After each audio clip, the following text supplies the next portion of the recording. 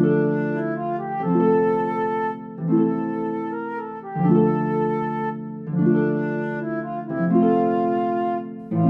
and welcome to Creature Club. It's a weekly podcast all about the monsters of Dungeons and Dragons. Every week myself and Timothy. Hello. And DC. What it is. Also Mikey, sorry, I forgot. You have two names. Yep. We go through the 5th edition Dungeons and Dragons Monster Manual, which is a book all about monsters, and that's exactly what this podcast is all about. And what do we do with that book of monsters, Daniel? We eat it. We go through monsters? I thought this was Creature Club. We eat the book. And then we talk about... All right, boys, can I round us out? Can I... That's an intro. And that's it, boys. No, we talk about the backgrounds of the monsters. We might give some historical context for those monsters, if there is any. And then we'll talk about their stat block. And then finally we get to our favorite part of the podcast, or at least my favorite part, where we talk about encounter design. And we talk about how you might use them in your setting, unique and cool ways that your players can encounter them, that you can use them to, kind of enhance your games and make them more exciting for you and your players. Yeah. Give it a little bit of spice. What I really like about that segment at the end is that we have, the intro bit where we talk about the background and stuff. Yeah. And then we have a little interval, and then we have the stat block and a bit interval. And then after that, it's just anything goes. We don't have any segments anymore. We just go into it for the rest of the episode. We just go hog wild, yeah. What are we doing today, guys? What's on the agenda? This is our second of the C's, and it has 2 C's in it. What monster is it? That's a good point, actually, yeah. Well, Mikey, on the menu today is a delightful bouquet of carrion crawlers. Ooh. These beautiful, majestic creatures that eat horrifically rotten flesh and probably taste like butt, so I wouldn't suggest eating them at all. Yeah, that's kind of weird to put on the menu. What do they look like? This is a bad menu, Tim. Yeah. Oh no. I'm closing down shop, guys. That's kind of the one thing you want in a restaurant is a good menu. Yeah. So what do they look like, guys, to the people at home? They are gigantic centipedes or caterpillars. They're kind of or larvae. Yeah, or larvae or grubs. They're basically sort of an insect. They're long. They're made of kind of segments. They've got lots of legs. They're kind of a dull, yellowy, kind of tan color. But I can imagine, the old variants are available to everyone who has an imagination. Oh yeah, of course. Yes. I know in 4E and 3rd edition as well, they were depicted as kind of green looking. So. Oh, cool. And sorry, one final detail that's very important is that their mouth has, as well as having a lot of teeth, is also surrounded by tentacles. Yeah.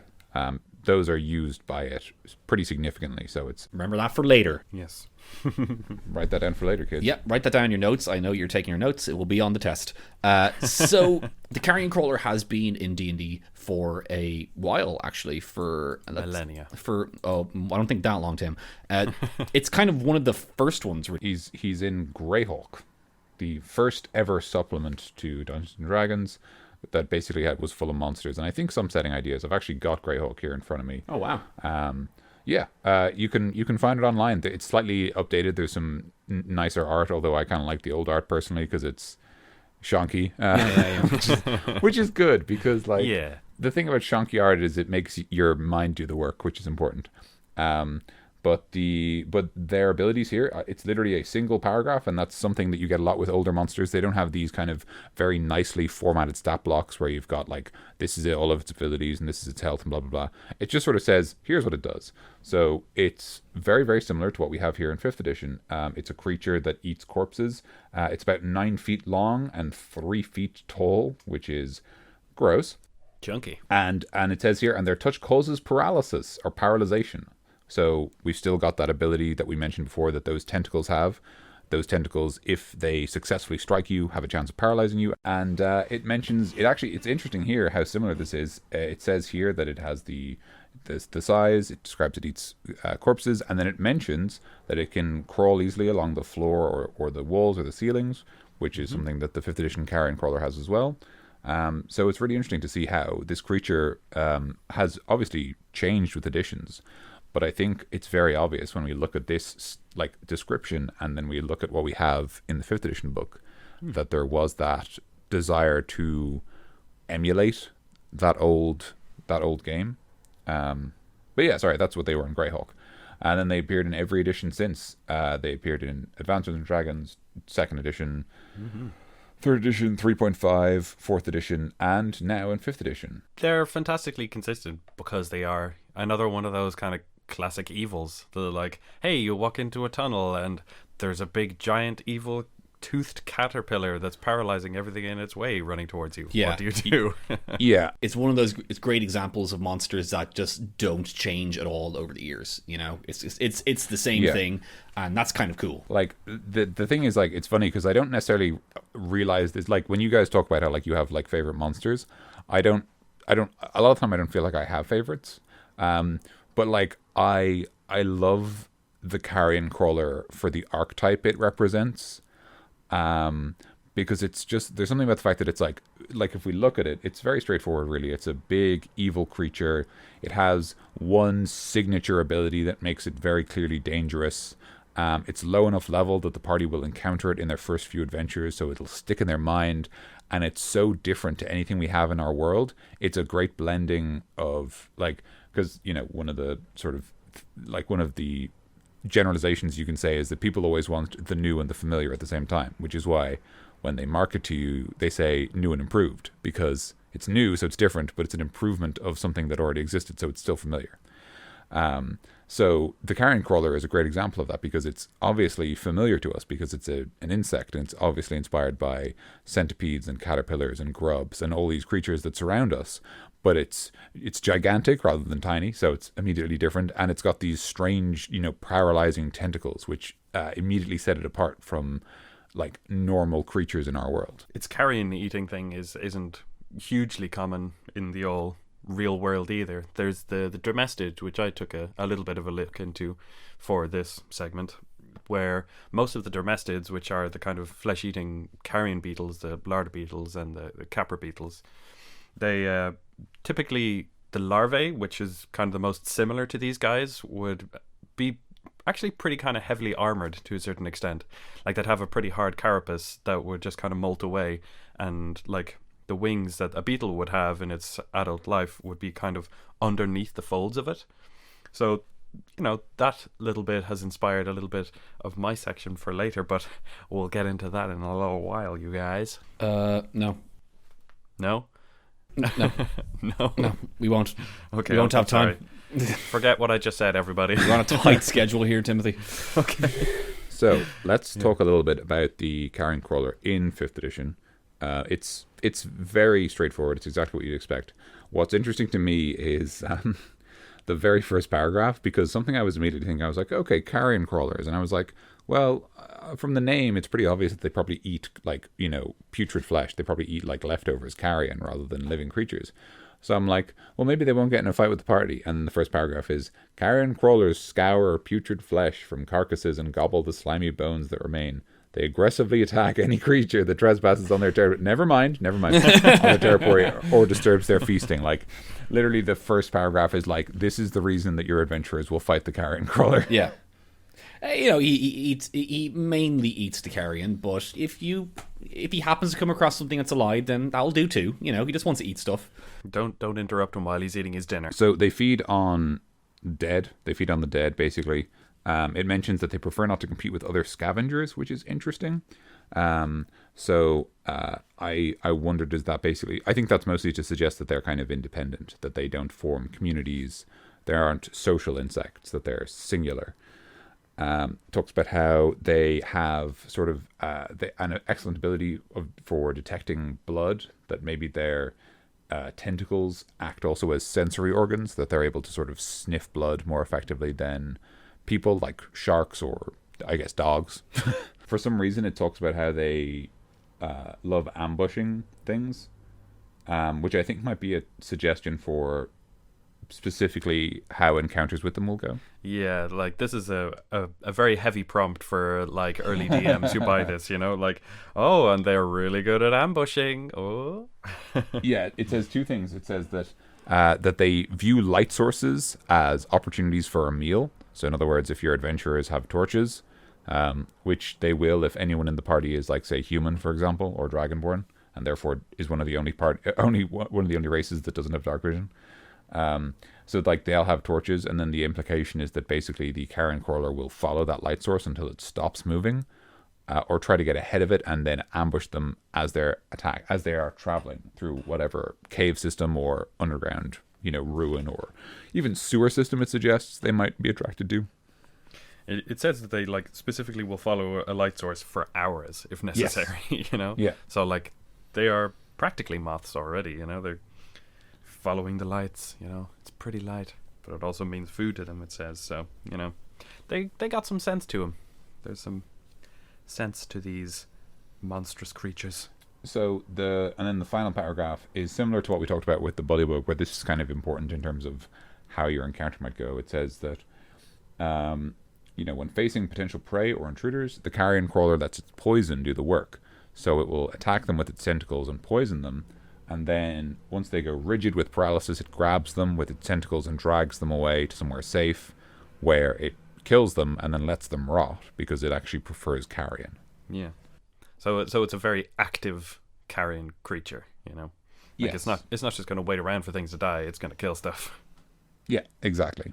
Which is interesting because that would almost suggest that it wouldn't necessarily need to go to places where there is a lot of death. Like in the same way that, like, if you imagine it almost seems like from this behavior pattern that they're almost more like spiders, that they would hunt and then capture creatures and then eat them later when it's convenient to the creature in question, which might be worth considering when you're thinking about where to encounter carrion crawlers. All right. Meat and potatoes, dinner time.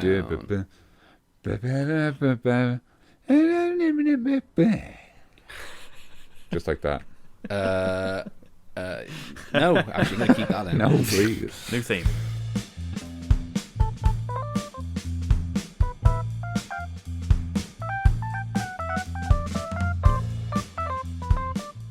All right, so we have the carrion crawler here. It's on the stat block. It's a large monstrosity, unaligned because it's a beast. It's a beastly, animalistic guy. Armor class 13, natural armor, kind of a basic armor class. Hit points 51. Maybe beef that up if you want, because that's what we talked about last week.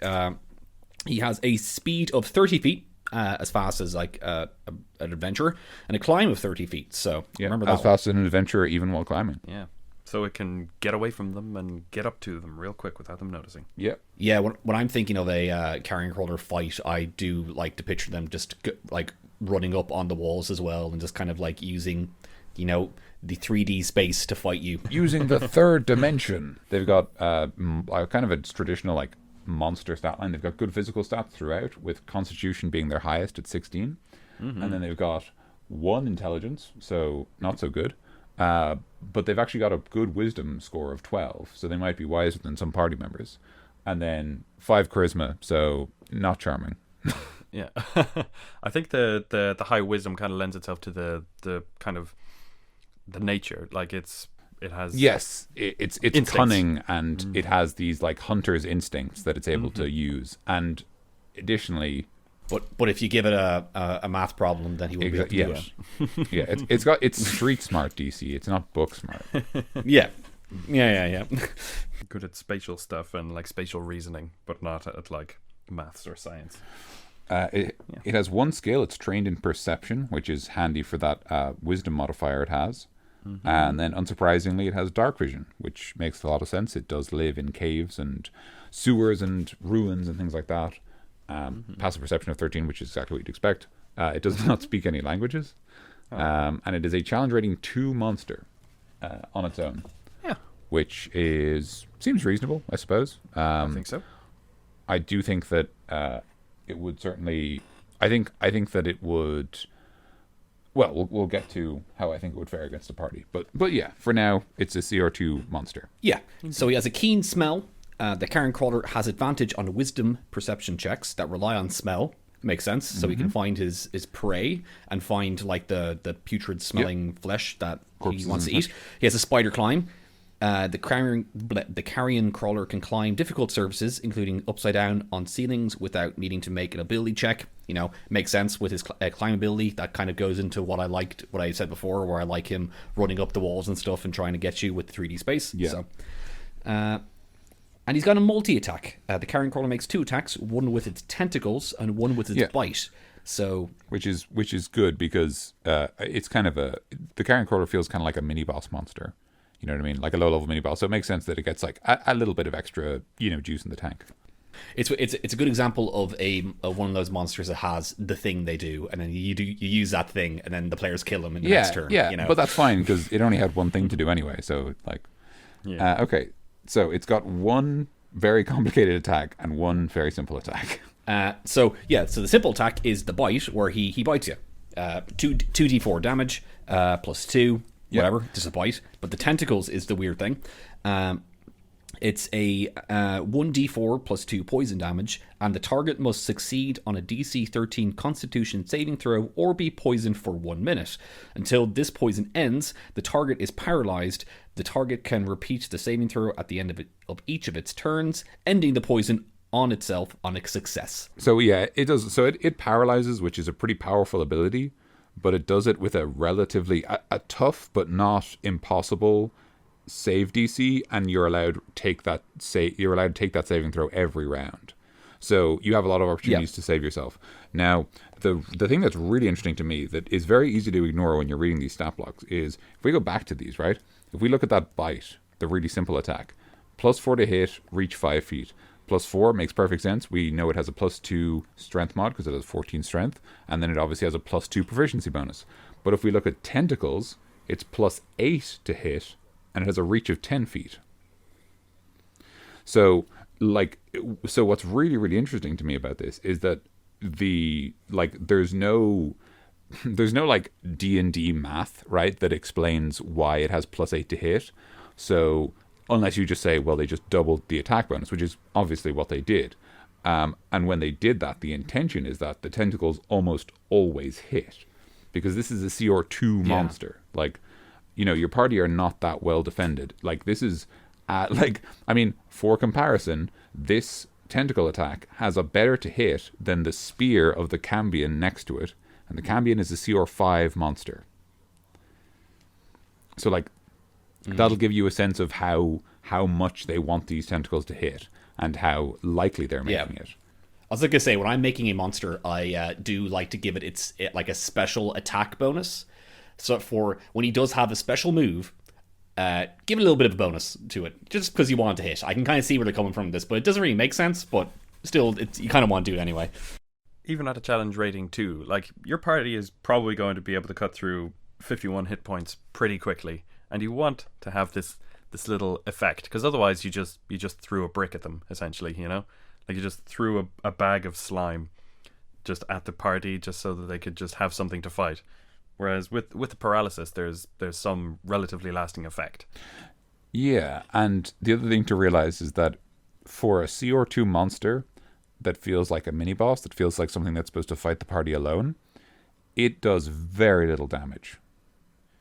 It does maximum damage is 3d4 +2. So it's 3d4 +4. So the highest damage it can do is 16. That is without critting, of course. But that's like if all of its dice roll max, it does 16 damage, which is enough to down. And in fairness, most level 2 party. Well, actually, no, not the fighter if they've rolled well, or not the barbarian. But a lot of the party, a lot of the non-tough party members. But in general, it's not very likely to hit with the bite. It's kind of likely. It's very likely to hit with the tentacles, but the tentacles do less damage. The consequence of the tentacles is that they're paralyzed. So what's really interesting to me about this creature is that it's, and maybe we'll get to this, but it seems like it's so interesting because it does relatively little on its own, but it's an incredible force multiplier. Are you guys familiar with that term? No, not really. No, it's fine. Like it's a term I've heard in passing when describing games, but it's actually, I literally looked it up today to get the idea of where it came from. It's actually from military science. So a force multiplier is, simply put, like, let's say the three of us need to find a special rock. We need to find the blue rock. And I say to you guys, okay, either all three of us search this area or one of us searches this area with a GPS. And I say the same amount of work gets done either way. What that means is the GPS is a 3 times multiplier because it's letting one person do the work of 3 people. So that's all. So in military science, a force multiplier is just whenever something lets like an individual person be more effective than they would be otherwise. So in sort of gaming contexts, it like war games or video games or TTRPGs like Dungeons and Dragons, what we mean when we say a force multiplier is we mean like so the Carrion Crawler's damage is very, very low, but its abilities are very powerful. So if another creature could take advantage of those, it would be much more powerful as a result. Like the Carrion Crawler paralyzes creatures, and then it's like, you know, the Carrion Crawler can paralyze creatures, which means it's very easy to beat them up, but it's not very good at dealing damage. So if like an orc with a great axe was next to the Carrion Crawler, right, suddenly things are a lot more dangerous. Oh yeah, because I was thinking about using these guys, like multiple of these guys for like a higher level party, and that might be kind of intimidating, but still they don't do a lot of damage anyway. But yeah, I have right here the 4E Carrion Crawler, and it's basically not different at all. But there is a second stat block called the Enormous Carrion Crawler, and instead of being large, it's actually huge. I thought it was enormous. It's got a couple of Sorry. You did it, Daniel. It has like a tentacle flurry, which is like a 4E thing. We won't really put that in, but it has a threatening reach where the Enormous Carrion Crawler can make opportunity attacks against all enemies within its reach. So. Oh, I see. Yeah. That would actually translate really well into 5th edition, because in 5th edition you can only make opportunity attacks against creatures who are next to you. Yeah. And this is like it says here 3 squares, and I think his reach is like it says reach 3. We'll say that's 10 feet maybe, if we're going to put it into 10 or 15 feet if we're going to put it into so it's blinking long anyway. Yeah, very long. So that means he can just, with his tentacles, and he's so huge, he can attack anyone around him. So that might be something cool to put in if you want to make your Carrion Crawler a bit bigger. Just beef him up with a lot more hit points and a bit more damage, and give him that as well. So there you go. There's a thing for you. Handy little thing. Handy little thing. So I had an idea today, and I've sent it on to you guys, and we will put this up with the episode so you can read it over yourself and steal it and change it and fix it to be better. Yep. All of which is entirely your purview. Where impossible. Be proud of your invention. Very kind of you, Tim, but also definitely wrong. So I was thinking about the idea that like Carrion Crawlers are kind of grubs. They're sort of like caterpillars. They're not evolved, basically. They haven't pupated into their adult form, like a caterpillar becoming a butterfly or a moth. So I did some reading into moths, and I also looked up if some stat blocks like this existed, and there were some, and I sort of took some of their ideas and kept some of my own, and ended up with this stat block you have in front of you, which is the Carrion Moth. So I'll go through it nice and quick, and I'll try to talk about why it works, like how it works. Yeah. So it has an AC of 15, which is higher than the Carrion Crawler, but it has 45 hit points, so it's a little easier to beat up. I've reduced its speed, so it has a speed of 25 feet and a climb of 15 feet, but it gains a fly of 30 feet. Okay. Its physical, its stats are identical aside from one thing. I swapped its 16 Constitution with its 13 Dexterity, so now it has a much higher Dexterity and a much lower Constitution. That's very smart. Which is why it's... I like that a lot. Yeah, because I like the idea that it becomes lighter and more maneuverable to suit its new flying form, but the cool thing about that is, because of the rules of D&D, when I swap its Dexterity and its Constitution, I drop hit points, but I gain armor class. So it thematically suits really well. To account for that, I gave it an extra hit dice, just because I thought it needed a little more health, because I didn't want it to be too weak. If it didn't have that extra hit dice, it wouldn't have 45 health. It would have, I think I calculated as 39 health, which I felt was just a little too low. Yeah. So I just gave it one extra dice, just a little more juice in the tank, and I thought that'll do it. And even and it's also would be smart if you want to use him, and it's always good to beef up a little bit more health than it actually says on the stat block. You know, it's always absolutely good idea to do that, I think. It's a great way to make a fight with the creature a little more intimidating. Just give them like a little like, you know, a little, I don't know, Freddo bar of extra health or whatever. Yeah. Okay, and then it has the exact same senses. It's got the same bonus to perception. It's got the same dark vision. It has keen smell and spider climb. It gets to keep those abilities. It keeps the multi-attack. It has the tentacle and the bite, except I have changed all of its attacks to use its dexterity instead of its strength, because I'm trying to make it feel more maneuverable and agile. And because its dexterity is now higher than its strength, it basically has +1 to hit and +1 to damage on all of its attacks. Although, as we've described, its damage is nothing to write home about, so like whatever. Yeah. It's just like, oh, it's a d4 +3 instead of a d4 plus, like, cool, I guess. That one whatever. extra bit of damage. I am slain. I see that you have made the tentacles or the bite 1d4 less. Do you have a reason for that? Actually, I didn't realize it was 2d4 when I was writing at the stat block. That's okay. Then, that's just a typo then. You could leave it as that. Like you could increase it to be 2d4 and have it be 7 damage. I literally was just writing it and like I was like it was a d4, right? And then it was like, oh, it's 2d4. Rats. No. No. The important thing to notice about the tentacles is that it is getting +1 to hit. It's not getting +2. I didn't add 1 and then multiply. I kept the 8, but then just added +1 for the new dex instead of strength, because I thought +10 to hit was just a little too high.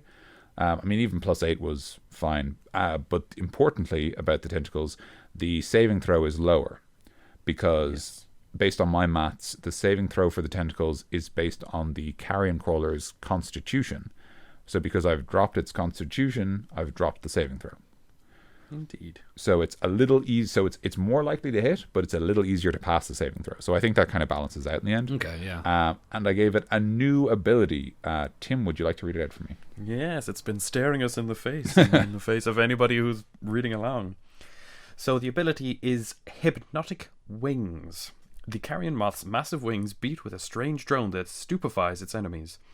Each creature that can hear the drone within 30 feet of the carrion moth must make a DC 13 wisdom saving throw or become incapacitated for 1 round.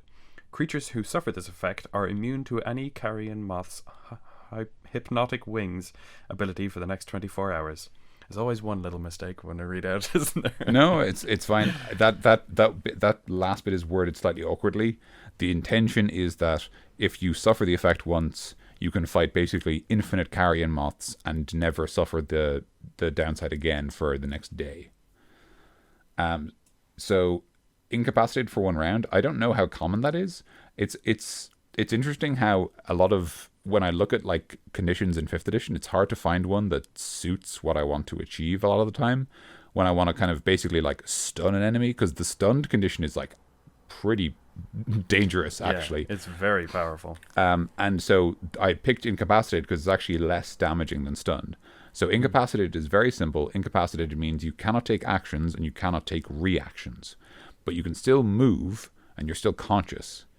So you lose a lot of your turn, but you don't lose all of it. And importantly, you're not easier to hit because it can already paralyze people, and if you're paralyzed, you are already easier to hit. Like every attack has advantage against you.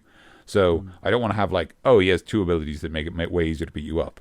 Instead, this one is more like you lose a round, but you will never lose a round again.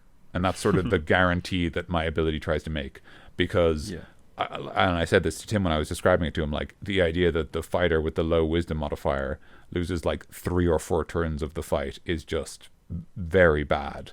Because, like, I mean, realistically, if you're paralyzed, you do lose a round anyway, but you can save to not lose the next round. Whereas the incapacitation is, you'll definitely lose 1 round, but you'll definitely only ever lose 1 round. Yeah. So I thought that was nice. I thought that was fine. I thought it was bad without being too bad, and you know, it feels, incapacitated feels like a nice compromise for the effect I want to achieve. That you're kind of wigging out basically. Yeah, you're without being like charmed or anything. I like the idea that you're just kind of like not able to pay attention, and you're just kind of in a weird space for a second, and then you're like, "Whoa, I'm okay." That's pretty cool. That's pretty interesting. And if you want, you can make it an enormous carrion moth as well. Like enormous. Yeah, just take what I said about the enormous carrion crawler and just do it to the moth instead, where he puts some more hit points on, give it that reaction thing where he can make it huge. Yeah, make it huge. There you go. A huge moth. Now that'll be pretty. A giant moth. Hell, a large moth would be pretty terrifying as well. Because Yeah, God. I do not like moths, guys.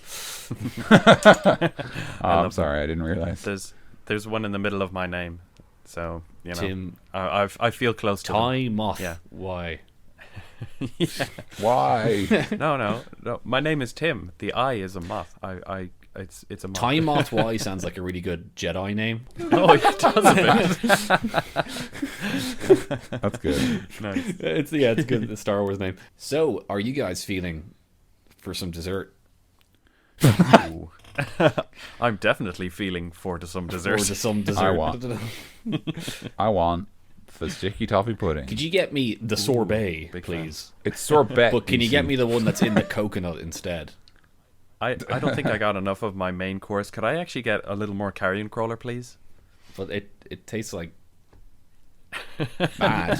It tastes bad. Hey, don't judge me for my taste. Sorry. You put it on the goddamn menu. You did. Know your own canon, Tim. Jeez. We did establish in the fiction that you put it on the. Yeah. This is true. All right.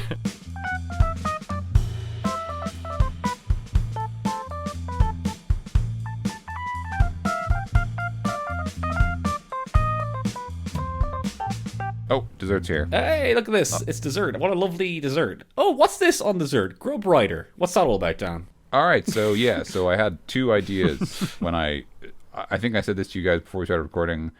Work was quiet today, so I just ended up getting a lot of not quite work done. So the first thing was the carrion moth, which was I could also talk about some ideas I had for it, but we'll get to that. But I came up with what's called a template, which is a really, really, in my opinion, underutilized part of 5th edition. And a template is effectively a set of rules that is fairly independent that allows you to bolt it onto an existing monster. So the example template in the monster manual that I used as the basis for this one is the half dragon. Okay. So in the rules of the game, basically any creature can be half dragon. So it basically describes how if you want to make something half dragon, you take the template in the monster manual and you just apply it to an existing monster. So you could even have like a half giant, half dragon, barbarian or whatever. Which is very cool. So the basic idea behind a template is that it's a set of rules that are basically independent of any existing system and are just attached to something else. So the idea behind the Grub Rider template was I was thinking about how the Carrion Crawler and to an extent now the Carrion Moth are both large creatures, same size therefore as kind of horses or same size category, and how you could, if you tamed them, you could ride them, and how they have an excellent sense of smell and good instincts, and they might even make useful mounts for creatures, especially creatures who are also scavengers, who are also carrion eaters, like for example Gnolls, who eat dead creatures. I was thinking how, like, for them, carrion crawlers might be really useful because it's just like, they can sniff out food for us, and then we just, divide the food between us, and we're in control because we're like smarter than them. Or like vulture men. Yeah, or vulture men, which would be freaking awesome. That's a cool race now. I'm thinking about it. Actually is very. You could just do you could take the Aarakocra, but be like vulture Aarakocra. Yeah, that'd be rad. Yeah. But you could. But the other one I was thinking of was like kind of like cannibal goblins who like eat flesh and stuff like that. Like they've got like white skull paints on their they're covered in blood all the time and they're gross. But like 2 of them ride each carrion crawler because they're so much smaller that they can like fit multiples on it. But anyway, so the basic idea was like I was thinking about the idea of like a tribe of like humanoids who use carrion crawlers as mounts, and what abilities they might gain to kind of suit that without making anything too complicated. So I came up with 3 abilities here. Which are all pretty short and I think kind of reasonable. Do you guys want to read them out? Because I've done a lot of talking. Yeah, sure. So the first one is Grub Kissed. A Grub Rider gains advantage on saving throws against poison. So that's going with that. The carrion. That's the carrion crawlers kind of thing. Is they do the poison damage, and I guess it just kind of goes with that camaraderie with the carrion crawler. I guess that's what you're going with. If you're hanging out with something that exudes poison, you're going to be like touched by that poison every once in a while, and maybe you build up an immunity. Yeah, I was thinking about like kind of just exposure over time, but also like even that there might be like bonding rituals to do with the poison. Yeah, that's and cool. As a result, that's very cool, actually. These like so like even the idea of like you deliberately expose yourself to the carrion crawler poison over time, so you develop that immunity, Yeah. so that you can ride them safely. And then if you like that whole and idea. you survive the ritual, and you're just like rise, grub rider, and then I need a better name. I than can't. I'm paralyzed. yeah. It's like, Oh, I guess you're not a grub rider. didn't work. Yeah, grub venom weapons. Grub riders tend to carry weapons imbued with the drop of their mount's venom. They gain the following ability. So they have a poison strike, 3 a day. As a free action, after you hit with an attack, the target must make a DC 10 Constitution saving throw and suffer 1d4 poison damage, and lose the ability to make reactions for 1 round. So that's basically, I think you're kind of giving it a small form of its tentacles attack there. Is that what you're going with? Exactly that, DC. I'm kind of like, I'm doing a little bit of poison damage. I was thinking like, well, the tentacles do D4. Should I do like 1 poison damage? And I was like, D4 is fine. I think it'll be fine. But then, yeah, so like rather than paralyzing you or incapacitating you, I was like, what's the smallest thing you can take away from a player to represent, you're not as mobile as you were? And I thought shocking grasp, the spell, the idea that like you lose reactions, you lose the ability to take reactions for a round, which is sort of like relatively small, but still feels important. And I was thinking about how there's a cool thing now where like you attack an enemy and they lose the ability to make reactions, and then you can like charge them without worrying about opportunity attacks because you've removed their reactions. Cool. And I've read them all, Tim, and there's only one left, so you do it. I'm sorry about that. The undulating mount. You can force an attack targeted at you to target your mount instead. That makes sense? So yeah, so I like that ability. It's very straightforward. For those of you familiar with 5th edition, that is a reversal of 5th edition's one of the ability of the mounted combatant feat. So, do you guys know that feat? It's just like the mounted combat feat that makes you go to mounted combat. It's basically just, it gives you 3 abilities, but one of the abilities is you can force attacks against your mount to target you. Which makes sense in 5th edition Dungeons & Dragons when you are a player, because you will ride a horse with 8 health and you are a fighter with 100 health. Yeah. So obviously you should take the hits. Yeah. But I was thinking about how like, the Carrion Crawler and the Moth both have a pretty good number of hit points, and also how monstrous races tend to be a little more selfish. So makes more sense. They're like, nah, I'm going to let the big dumb centipede take the hit and I'll be fine. I had some small idea of what I wanted to kind of go for with the little carrion crawlers. Like I mentioned earlier on with the Dermestids, I was thinking you might have a carrion beetle, which might be a larger one. I really like that, by the way. Yeah, thanks. And a little more rare, but also substantially more powerful. I don't have a nice little homebrew section for everybody. No, I mean, yeah. You might have one done by the time the episode comes out. Yeah, no pressure. Look out for that.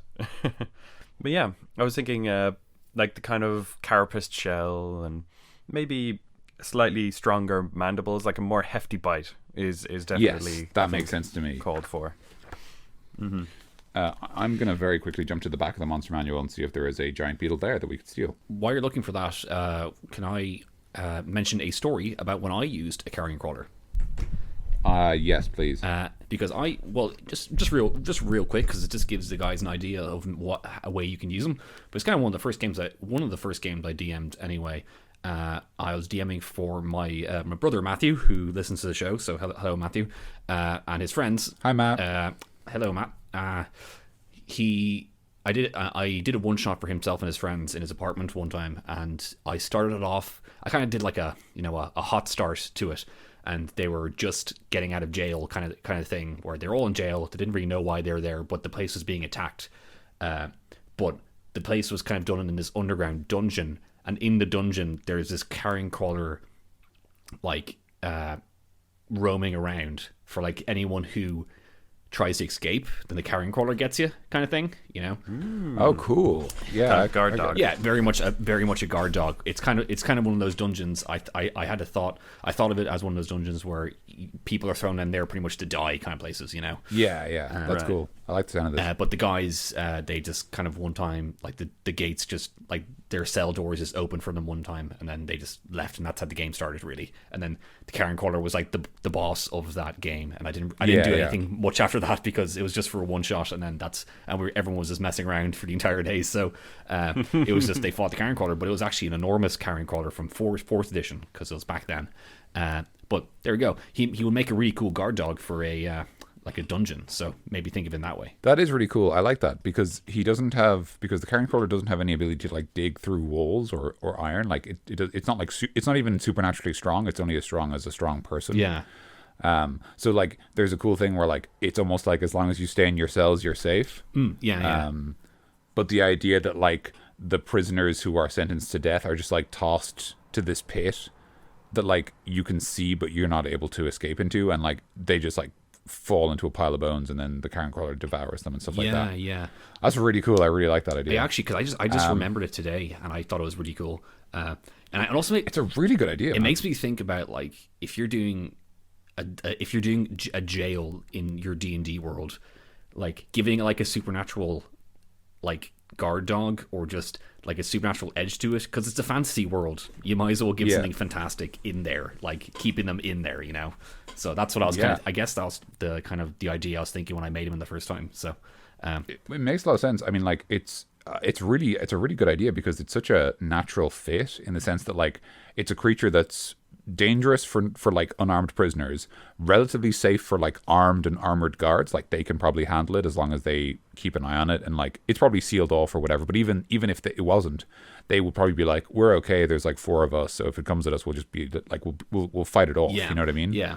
But also like the idea that the Carrion Crawler like knows like or learns, because it does have that good wisdom score. It's not stupid that it'll figure out like, oh, if I just stay down here, I get thrown food, and anyone who comes out of these cages, I'm allowed to eat. Yeah. You know? Oh yeah. So the idea that like you're taking advantage of its lack of ambition almost and just using it as a glorified guard dog. I really like that. Stay away from anybody who's shiny and loud, kind of clanks around. Yeah, exactly. Yeah. Like it learns that. Yeah.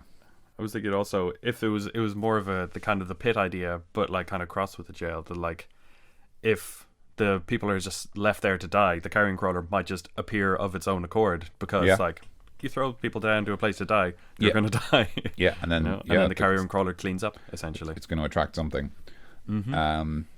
I really like your idea of a carrion beetle, Tim, as like a progression. So can we talk a little bit more about that? Like even if we don't have a full out stat block, I think we kind of all know what to expect. We'd give it better armor. It would basically like be more tanky. Like the Carrion Moth is kind of lighter. This would almost be like tankier, like more health, more armor, like and a big bite. Maybe combine the bite and the tentacles into a single attack that does like a lot more damage. There's a kind of a venomous bite as opposed to exactly, poisonous tentacles. And maybe you can flip people like a maybe it has horns and stuff. Yeah, like I can't remember what the name of that beetle is. You know, stag beetle. Thank you very much. Like the stag beetle, that it would like flip or like ram people and do like that would be like more straight up damage. So it's almost like a brawler, you know, like rather than being kind of a clever carrion feeder, it would just be like. I think that kind of also makes sense for like maybe the moth is the kind of the female version, and the beetle would be the kind of male version, the showy offy. Like actually, I get that. Yeah, and beetles have wings and stuff, so it could still fly. Like, exactly. I also want to say I'm in love with this fucking dumbass Pokemon split evolution bullshit. Yeah. It's so cool. I love how it's completely idiotic, but also I am completely in love with it. I mean, it happens in the real world. No, it does. I'm not trying to say it doesn't, but I'm just letting you know. I love how like it's just like there's 2 evolutions. Can you trade me your female Carrion Crawler for my male one? I really want the Carrion Moth. I really want the super rare Carrion. It just has a better stat line, you know. It's better. It's got better special. It's better for competitive, you know. Yeah, it's better for that high level play. I was gonna say the like having horns doesn't really make sense unless they're like vying for a mate. You know? Oh yeah. You know? So like the combination, like losing the tentacles and then getting this like big old horn kind of makes sense, I think. Cool. Nice work, you guys. Look at us workshopping. Cool. Yeah. Okay. So I came up with an idea for where carrion moths come from. So I'm gonna just explain it to you guys, and then we can maybe come up with an explanation for the carrion moth and the carrion beetle, and then we kind of have an ecology behind where they come from. Okay. So for carrion moths, I was reading into how caterpillars become moths, and one of the things that they do is, as well as obviously famously suspend themselves from trees, which is something that like we're kind of familiar with, that imagery. The other thing that moths do that I don't know if butterfly caterpillars do is they actually bury themselves. So I thought about how it would be really interesting if a carrion crawler becomes a carrion moth if it's exposed to a blood moon and is then able to bury itself in a graveyard. And then it feasts on the dead that have been left there, and then it, creates a cocoon and pupates and then becomes a moth. And presumably it feasts off the dead people there, although that, I don't know, that biology, like, it's not biology, it's magic. You don't have to worry about that stuff. It'll happen either way is how I always imagine. Like, even if there's no dead in the graveyard, the important thing is that it's a graveyard. So then it like buries itself, it eats the dead that are there, or it doesn't if there aren't any. It forms a cocoon, and then in whatever amount of time it is a moth, and then it emerges. Maybe it emerges the next time there's a blood moon, or the next time there's a full moon, or the next time there's a moon. That's very like Bloodborne. It's great. Yeah, I was just thinking like, what'd be cool, and I was like, carrion, blood moon, cool. All right. All right. There was a kind of cool crossover since you mentioned Bloodborne. There's a name for the dermestids called the Capra beetle, which may have been referred to as the Capra demon. Okay. The kind of dead fleshy thingy. So we have lots of crossover between Bloodborne / Dark Souls. And the Carrion Crawler. Soulsborne. That whole Soulsborne. Okay, so that's how a carrion moth is formed. So how do we think a carrion beetle is formed? I think virtually every other way that it happens. I think for the moon, like anyone that are exposed to the moon will crystallize, like they'll go into a chrysalis, like kind of instinctually. With their wisdom. Yeah. Okay, I'm picking up what you're putting down. Kind of like a werewolf kind of situation, although they have to like see the moon or experience the moon to become a moth. Yeah, I don't think a moth would do particularly well underground and in caves and stuff. So yeah, that's why I think a carrion moth would be kind of unusual. But what I'm thinking there is the idea that like the blood moon affects all carrion crawlers the same way in that they evolve, but if they can't reach a graveyard, then they become a beetle instead. It's almost like maybe they do something else. Maybe they have some other part of their ritual, like they're holding a red scarf. Maybe every carrion crawler that can't find a graveyard finds another carrion crawler and they fight. There's like a blood frenzy, and the carrion crawlers that survive are strong enough, and they eat their fallen opponents, and then they become carrion beetles. Nice. That's kind of cool. Yeah. Absorb their power. Yeah, exactly. And that it plays into that idea that the carrion moth is almost the female of the family, and the carrion beetle is more of the territorial, domineering, like male aspect, and does that as a beetle, but like does that to become a beetle as well. I can see that on the Pokedex entry. And he also has 5 billion IQ. Oh, he also has 1 million IQ, and he can't learn any flipping good moves. Poison powder, god damn it. I just want Psybeam or whatever. That's very cool though, but shall we, while we have time, because this is kind of what we do in the show, a regular fight with the carrion crawler? How would that go down? I think we do. Right. I think we should. Yeah, sorry, we kind of went rogue. Yeah, we got there, a bit excited. I do actually want to look at that stuff.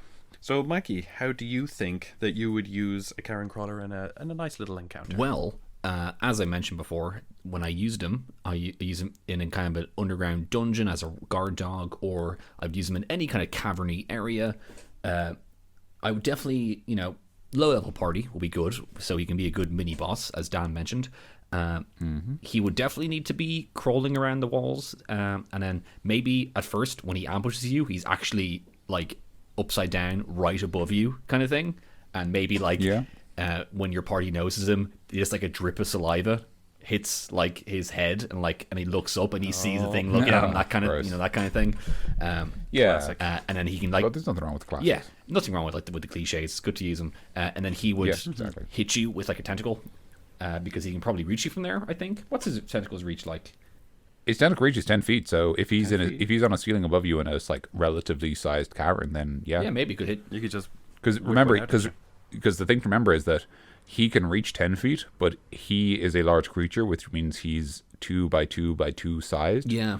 So if it's a 20-foot tall cavern, he can reach things on the ground if he's on the ceiling. Yeah. It can reach things on the ground if it's on the ceiling.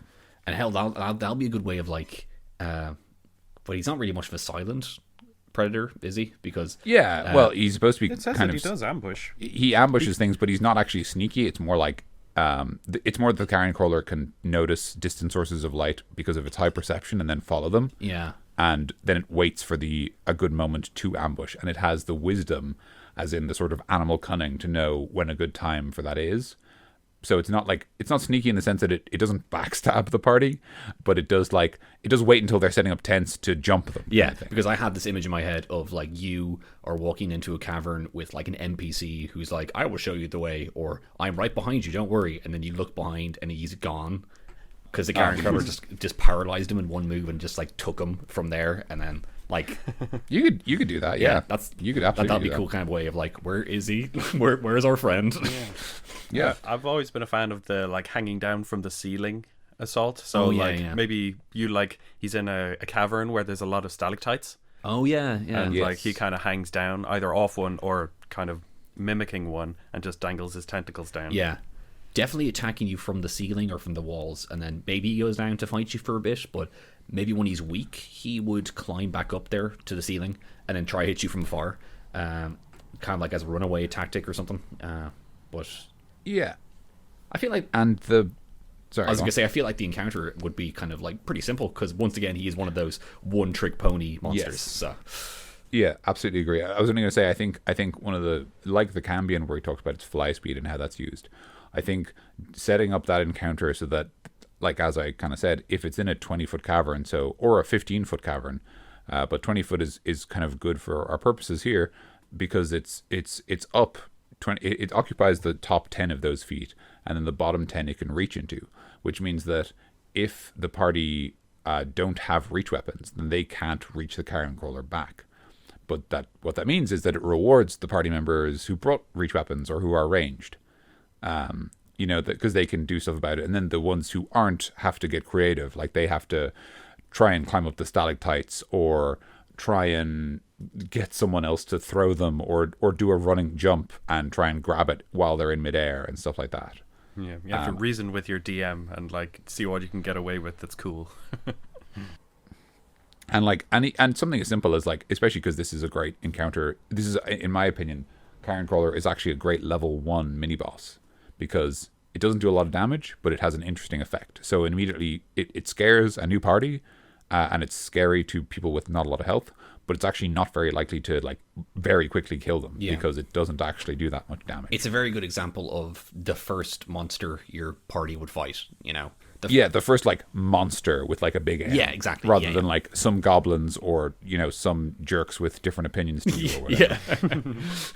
Like I to go from level 1 to level 2 is like 100 XP as the like great general rule kind of thing. But like if your players are like in a village and something has been like invading the graveyards and like digging people up kind of thing, you could give them the experience of like doing the research and finding out what the people are like and descriptions and stuff, and like at the end of the like first one you could be like, yeah, sure, you level up, and then next time round they're level 2 and they are within the challenge rating gap, so that they're ready to fight this carrion crawler. But even by looking at this stat block, I'm sure a level 1 party can be able to do with it fine, because like a CR2 fight for a level 1 party is just much more dangerous, but it's not impossible. It's not like criminal or anything. It's just regarded as I think it's either hard or deadly encounter, basically. It's fun though. Carrion crawlers and like using them, however, like I just came up with that idea on the spot and I just thought it was a cool idea. How do you fit them into the world? Something's been eating the dead people. They're eating her. then they're gonna eat me. Then they're gonna eat me. It's Oh my god. God. it's fun, isn't it? This D&D thing we do. Yeah. Ah, yeah, it's a good crack. Yeah. Cool. Well, that's actually that's all I have really on carrion crawlers, and that's kind of about the time we have. So any final thoughts, guys, on the slimy, many-legged guy? I'm going to mention one thing very briefly, which is obviously challenge rating is or in it's called challenge rating in Pathfinder. In 5th edition, it's just called challenge, which honestly I think is a worse name, but never mind. Yeah. My point is, it's a challenge 2 monster, right? Which means that 4 level 2 adventurers will fight this thing and nobody will die, aside from the monster, obviously. So, and that's very obvious. If you look at this thing's stat block, the most dangerous thing it can do to a party is die slowly, because it doesn't do a lot of damage, but it has a fair amount of hit points. But the thing that really strikes me, and this is kind of what I mentioned very, very like earlier in the episode, is like, if this thing is combined with any monster that deals good damage, and like say doesn't have any special abilities, right? Like just like a goblin or an orc with a weapon, or wolves, or even like, I don't know, like giant ants, or like another normal insect that doesn't have any special abilities but just like hits things kind of hard. I mean, even like the ankeg, who we covered way back when, like just like a big insect that can deal some damage. If it works with a carrion crawler, it's unbelievably dangerous, because paralysis is such a powerful effect, especially against a low-level party, that like don't have magic or restoration to get rid of it.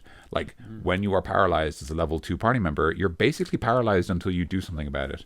Like you're not waiting for someone to be like, here's a thing, you're fine now. Like you're kind of stuck. Whatever position you're in, you're kind of stuck in that position. I'm going to read out all the stuff about paralysis right now. Paralyzed creature is incapacitated, which means they can't make actions or reactions, and can't move or speak. Okay, you can't take turns. You automatically fail strength and dexterity saving throws. So the 2 most common physical saving throws in the game. If anyone ever tries to grapple you, they automatically succeed. If any creature uses an ability that relies on your strength or dexterity, you automatically fail. Attack rolls against the creature have advantage. Full stop. It doesn't matter if they're ranged or melee, they have advantage.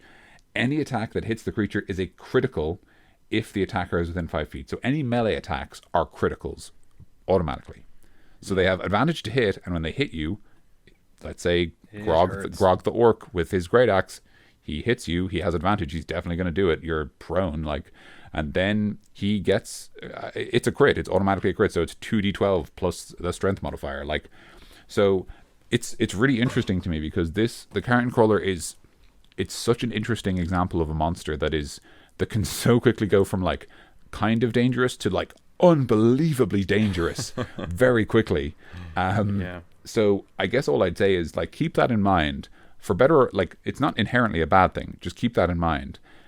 Like, if your party are strong and they're higher level, you know, you could easily say, like, let's say they're a level 5 party, you could say like 2 carrion crawlers with like 2 like riders would probably be an appropriate fight for a level 5 party. You know, because they have so many abilities that stack on top of each other. Or even at like much higher levels, like levels 10, 12 kind of thing, that paralysis thing, people roll low a lot of the time, so it could still be significantly dangerous to a high level party because of its dramatic Tim's a little bit powers. salty because the last session we had of this day of recording, he rolled a lot of bad rolls. That's true, actually. That was unfortunate. Yeah, I did not do well. Cursed dice, maybe, but you know. Yeah, you never know. No, Tim's just cursed. Yeah. That's why I used to rely on technology, but now Daniel gave me a set of dice and I've been rolling them. Yes, very much. And now I just feel cursed like, those dice. Cursed dice. Oh, Makes sense. Is that what it was? There we go. All your fan theories are right, guys. Yeah. Yeah, I think that's all I'll say. It's kind of an abstract point, but it is just like, it's something that really strikes me about this monster in particular. It makes sense. Is that even if something as simple as like a goblin or a kobold, like a very, very low level monster, or a bullywug that we just covered, like, you know, CR 1/4 monster, not very dangerous on its own, on the back of a carrion crawler, suddenly very scary. And you can't really say that about bullywugs too much. No, if you ride a bullywug on the back of another bullywug, it's just awkward.